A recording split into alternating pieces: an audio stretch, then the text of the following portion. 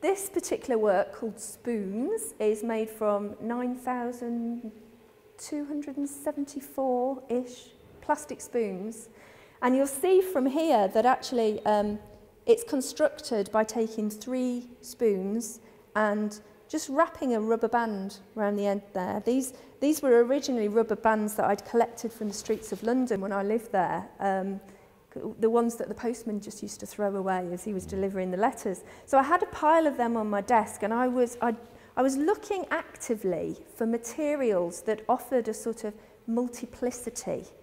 And I think ideas around the multiple, repetition, and conversely singular are all very important aspects at looking at this idea of repetition and how it might be used. So while looking for repeatable objects or objects that occupy some sort of multiplicity in system theory terms, Bertalanffy talks about multiplicity being an important part of any system.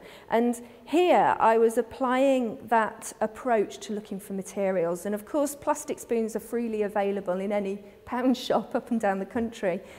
So I'd gone to the pound shop and I'd bought a whole load of different multiple objects, really. And I had these spoons and I was trying to I was gluing them together in interesting ways. And I started using the rubber band to hold the structure together while the glue dried. And of course I went away and I came back to the studio and I realised that the rubber band was a really useful way of working with this material. Now, plastic, as we know, is something that hangs around for an awful long time. It's very difficult to get rid of, but rubber isn't. So this offered an opportunity to build a structure that in itself was durational.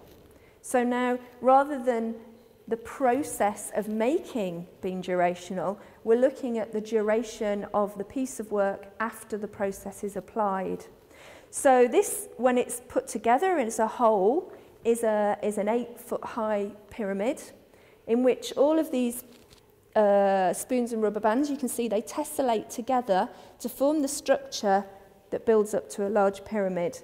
And of course, over time, the rubber rots and the whole piece experiences a type of decay.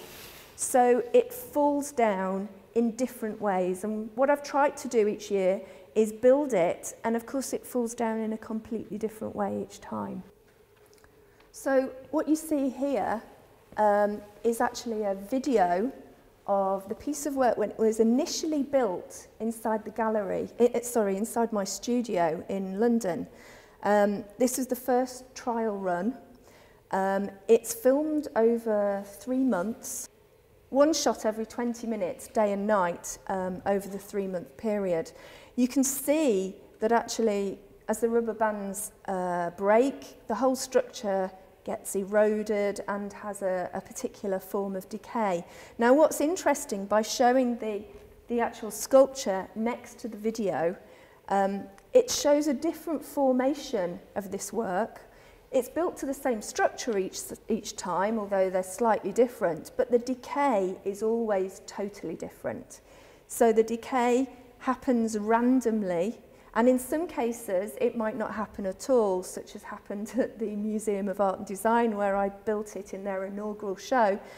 And it was the inaugural show of their new building, so they had perfect air conditioning, which prevented the rubber from rotting, which upset a few of the curators. But I think this is what's interesting about this piece. It has the potential to. And it also raises questions about when a piece of art is finished. And it also raises questions about who is the author. Is it the artist who made it in the first place?